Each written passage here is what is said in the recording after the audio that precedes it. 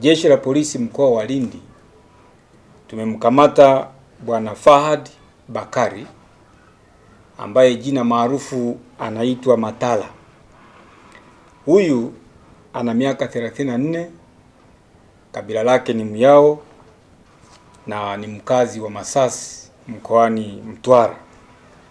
Tumemkamata kwa tuhuma mbalimbali. Tuhuma ya kwanza, huyu mtuhumiwa anajitambulisha kwenye jamii kwamba yeye ni mtumishi wa Jeshi la Polisi katika kamisheni ya intelijensia ya jinai pale makao makuu ya Jeshi la Polisi Dodoma. Lakini pia anajitambulisha kwamba yeye ni afisa katika idara ya usalama wa taifa makao makuu kule Dodoma.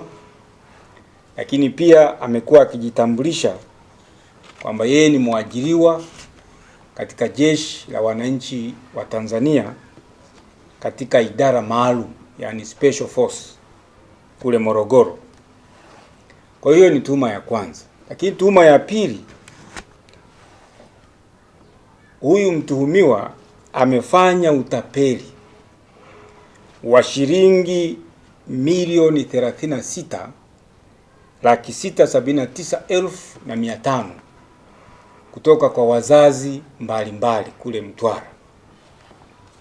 Mzazi wa kwanza alitapeliwa shilingi milioni 28,832,500 akidai angeweza kumsaidia mwanae kupata kazi katika idara ya usalama wa taifa.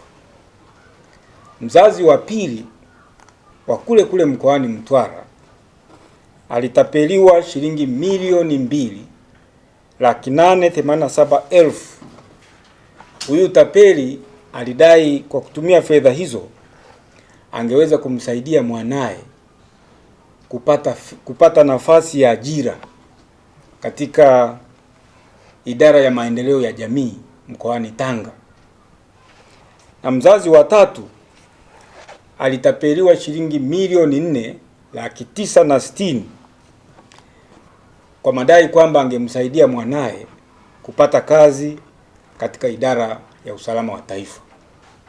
Huyu mtuhumiwa mpaka sasa tunamshikilia kwenye kituo chetu cha polisi mkoa wa Lindi na tunaendelea kufuatilia taarifa mbalimbali zinazomhusu na matukio mbalimbali ambayo ameyafanya sehemu mbalimbali za nchi yetu.